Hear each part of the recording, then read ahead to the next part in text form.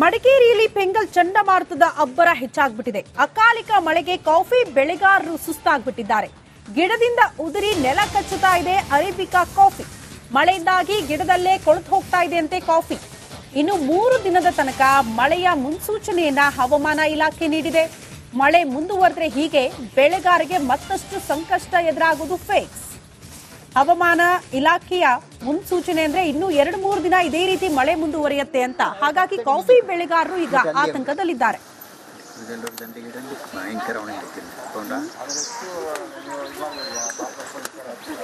ಕೊಡಗು ಜಿಲ್ಲೆಯಲ್ಲಿ ಕಳೆದ 2 ದಿವಸಗಳಿಂದ ಸುರಿತಿರುವ ಅಕಾಲಿಕ ಮಳೆಗೆ ಕಾಫಿ ಬೆಳೆಗಾರರು ಹೈರಾಣಾಗಿದ್ದಾರೆ. ಯಾಕೆಂದ್ರೆ ಈಗ ಅರೇಬಿಕಾ ಕಾಫಿ ಹಣ್ಣಾಗಿದ್ದು ಕೊಯ್ಲು ಮಾಡುವಂತ ಸಮಯ. ಈಗ ನೋಡ್ತೀವಿ ಯಾವ ರೀತಿ ಕಾಫಿ ಹಣ್ಣು ಇಲ್ಲಿ ಆಗಿರುವಂತದ್ದು. ಅಂದ್ರೆ ಇಲ್ಲಿ ಕಾಫಿ ಹಣ್ಣು ಆಗಿ ಇಲ್ಲಿ ಕೊಳಿತಾ ಇರುವಂತದ್ದು. ಈ ಮಳೆ ಆದ್ರೆ ಈ ರೀತಿ ಆಗುತ್ತೆ, ಕುಯ್ಲಿಕ್ಕೂ ಕೂಡ ಇದು ಕಷ್ಟ. ಅಂದ್ರೆ ಇಲ್ಲೇ ಮರ ಗಿಡದಲ್ಲಿ ಕಾಫಿ ಗಿಡದಲ್ಲೇ ಈ ಹಣ್ಣು ಈ ರೀತಿ ಕೊಳಿತಾ ಇದು ಕುಯ್ಲು ಮಾಡಿದ್ರೆ ಗುಣಮಟ್ಟ ಕೂಡ ಇದ್ರ ಕಡಿಮೆ ಇರುತ್ತೆ.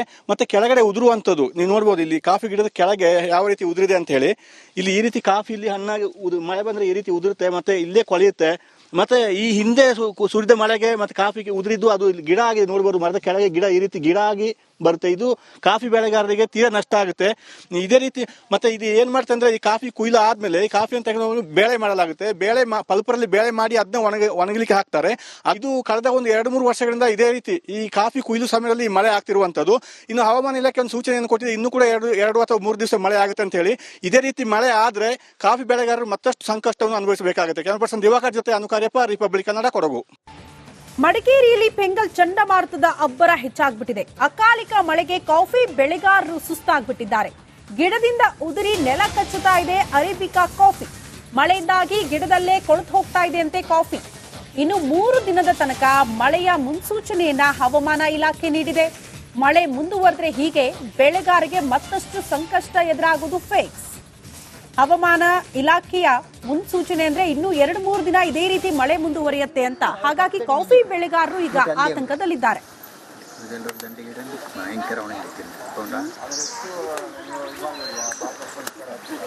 ಕೊಡಗು ಜಿಲ್ಲೆಯಲ್ಲಿ ಕಳೆದ 2 ದಿವಸಗಳಿಂದ ಸುರಿತಿರುವ ಅಕಾಲಿಕ ಮಳೆಗೆ ಕಾಫಿ ಬೆಳೆಗಾರರು ಹೈರಾಣಾಗಿದ್ದಾರೆ. ಯಾಕೆಂದ್ರೆ ಈಗ ಅರೇಬಿಕಾ ಕಾಫಿ ಹಣ್ಣಾಗಿದ್ದು ಕೊಯ್ಲು ಮಾಡುವಂತ ಸಮಯ. ಈಗ ನೋಡ್ತೀವಿ ಯಾವ ರೀತಿ ಕಾಫಿ ಹಣ್ಣು ಇಲ್ಲಿ ಆಗಿರುವಂತದ್ದು. ಅಂದ್ರೆ ಇಲ್ಲಿ ಕಾಫಿ ಹಣ್ಣು ಆಗಿ ಇಲ್ಲಿ ಕೊಳಿತಾ ಇರುವಂತದ್ದು. ಈ ಮಳೆ ಆದ್ರೆ ಈ ರೀತಿ ಆಗುತ್ತೆ, ಕುಯ್ಲಿಕ್ಕೂ ಕೂಡ ಇದು ಕಷ್ಟ. ಅಂದ್ರೆ ಇಲ್ಲೇ ಗಿಡದಲ್ಲಿ ಕಾಫಿ ಗಿಡದಲ್ಲೇ ಈ ಹಣ್ಣು ಈ ರೀತಿ ಕೊಳಿತಾ ಇದು ಕುಯ್ಲು ಮಾಡಿದ್ರೆ ಗುಣಮಟ್ಟ ಕೂಡ ಇದ್ರ ಕಡಿಮೆ ಇರುತ್ತೆ.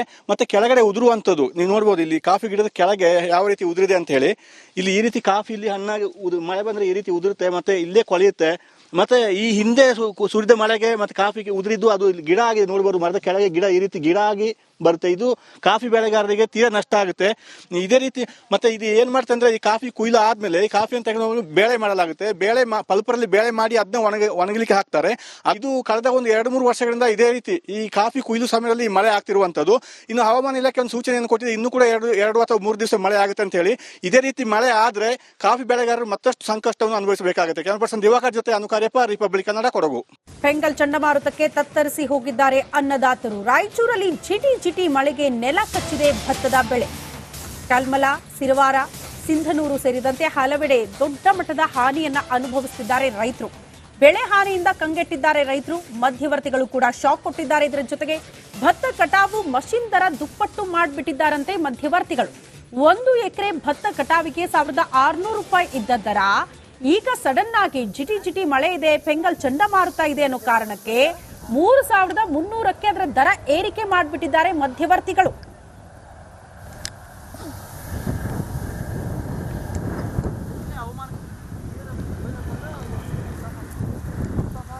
ಈಗ ಮಳೆ ಬಂದ ಕ್ಯಾಸಿ ಪೂರ ಎಲ್ಲ ಗಾಳಿಗೆ 1 ವಾರದಲ್ಲಿ ಪೂರ ಎಲ್ಲ ಬಿದ್ದುಬಿಟ್ಟಾವ ಸರ್. ಈಗ ಎಲ್ಲ ಬಿದ್ದವ್ರಿ. ಈಗ ಕೊಯ್ಯಾಕ ಬ್ರೋಕರ್ಗಳು ಅವರೆಲ್ಲರೂ ತಾಸಿಗೆ 3000 ಹಂಗೆ ಮಾಡಿಬಿಟ್ಟಾರ್ರಿ.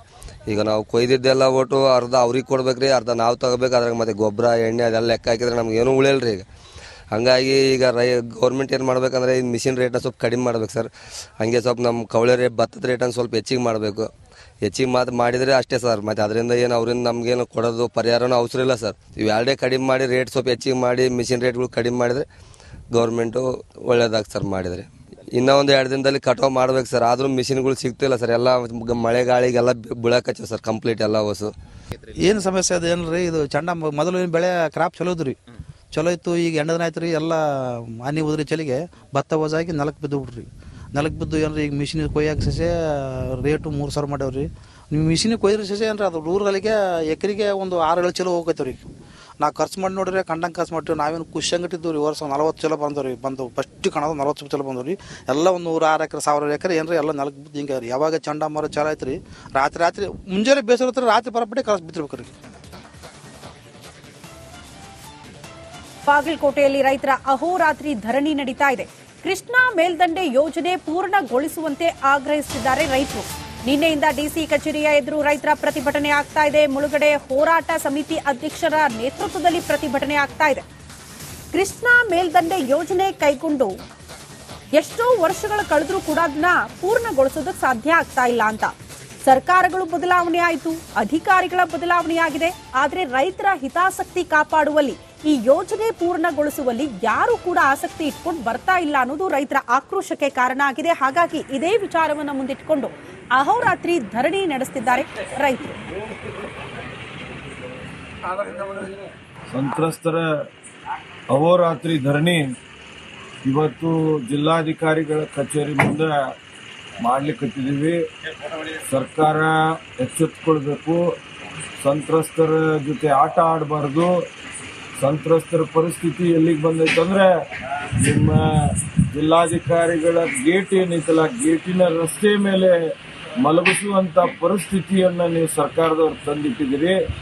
ಮತ್ತು ಇದು ಏನೈತಂದ್ರೆ ಈ ಭಾಗದ ರೈತರ ಆಕ್ರೋಶಕ್ಕೆ ಕಾರಣ ಆಗಬಾರ್ದು. ಅದಕ್ಕಿಂತ ಮುಂಚೆನೇ ತಾವು ಎಚ್ಚರಿಸಿಕೊಂಡು ಸಂತ್ರಸ್ತರ ಜೊತೆ ಮಾತುಕತೆ ಮಾಡಿ ನಮ್ಮ ಕೃಷ್ಣಾ ಸಂತ್ರಸ್ತರ ಶಾಪ ಈಗೇನು ವಿಧಾನಸಭೆ ನಡೆಸ್ತಿದ್ದಾರಲ್ಲ, ಅಧಿಕಾರದಲ್ಲಿದ್ದಾರಲ್ಲ ಅವರಿಗೆ ಮತ್ತು ವಿರೋಧ ಪಕ್ಷದಲ್ಲಿ ಇರತಕ್ಕಂಥ ಎಲ್ಲ ಮುಖಂಡರುಗಳು ಅವರಿಗೆ ಶಾಪ ತಟ್ಟಲಾರದ ಹೋರಾಟಕ್ಕೆ ಎಲ್ಲ ಮಠಾಧೀಶರು ಮತ್ತು ನಾಯಕರು ಭಾಗವಹಿಸ್ತಕ್ಕಂಥ ಪ್ರಶ್ನೆ ಬರಬಾರ್ದಾಗಿತ್ತು. ಯಾಕಂದ್ರೆ ಈ ಹೋರಾಟದಲ್ಲಿ ಸಂತ್ರಸ್ತರ ಕೊಡುಗೆ ಬಹಳ ದೊಡ್ಡದೈತಿ. ಇವತ್ತು ನಾವು ನಡು ಬೀದಿಯಲ್ಲಿ ನಿಂದಿರ್ತಕ್ಕಂಥ ಮಾಡ್ಕೊಳ್ತಕ್ಕಂಥ ಪರಿಸ್ಥಿತಿ ಬಂದದ್ದಕ್ಕೆ ಇಡೀ ರೈತ ಕುಲಕ್ಕೂ ಇದು ಅವಮಾನ. ದಯವಿಟ್ಟು ಈ ಸರ್ಕಾರ ಇನ್ಮೇಲಾದ್ರೂ ಎಚ್ಚೆತ್ತುಕೊಂಡು ಈ ರೈತರ ಸಮಸ್ಯೆ. ಗಣಿನಾಡು ಬಳ್ಳಾರಿಯಲ್ಲಿ ಉಸ್ತುವಾರಿ ಸಚಿವರೇ ಮಾಯವಾಗ್ಬಿಟ್ಟಿದ್ದಾರೆ. ಜಿಲ್ಲೆಯಲ್ಲಿ ನಾನಾ ಸಮಸ್ಯೆ ಇದ್ರೂ ಕೂಡ ಜಿಲ್ಲೆಗೆ ಇಲ್ಲಿ ತನಕ ಸಚಿವರು ಭೇಟಿ ಕೊಟ್ಟಿಲ್ಲ. ಉಸ್ತುವಾರಿ ಸಚಿವ ಜಮೀರ್ ಅಹಮದ್ ಖಾನ್ ವಿರುದ್ಧ ದೊಡ್ಡ ಮಟ್ಟದ ಆಕ್ರೋಶ ವ್ಯಕ್ತವಾಗ್ತಾ ಇದೆ. ಬಾಣಂತಿಯರ ಸರಣಿ ಸಾವಾದ್ರೂ ಕೂಡ ಸಚಿವರು ಡೋಂಟ್ ಕೇರ್ ಅಂತಿದ್ದಾರೆ. ಬೆಂಗಲ್ ಚಂಡಮಾರುತದಿಂದ ಜಿಲ್ಲೆಯ ಹಲವೆಡೆ ಬೆಳೆ ನಾಶವಾಗಿದೆ, ರೈತರು ಕಂಗಾಲಾಗಿದ್ದಾರೆ. ರೈತರ ಬೆಳೆ ಹಾನಿಯಾದ್ರೂ ಕೂಡ ಜಿಲ್ಲೆಗೆ ಭೇಟಿ ಕೊಟ್ಟಿಲ್ಲ, ನಿರ್ಲಕ್ಷ್ಯ ತೋರ್ತಿದ್ದಾರೆ. ಜಮೀರ್ ಅಹಮದ್ ಖಾನ್ ವಿರುದ್ಧ ಆಕ್ರೋಶ ವ್ಯಕ್ತಪಡಿಸಿದ್ದಾರೆ ಅನ್ನದಾತರು. ಉಸ್ತುವಾರಿ ಸಚಿವರು ಜಿಲ್ಲೆಯಲ್ಲೇ ಇರಬೇಕು, ಜಿಲ್ಲೆಯ ಜನರ ಸಮಸ್ಯೆಯನ್ನು ಆಲಿಸಬೇಕು, ಪರಿಹಾರವನ್ನ ನೀಡಬೇಕು. ಬಟ್ ಎಲ್ಲಿದ್ದಾರೆ ಸಚಿವರು ಹುಡುಕುವಂತ ಪರಿಸ್ಥಿತಿ ರೈತರದ್ದು.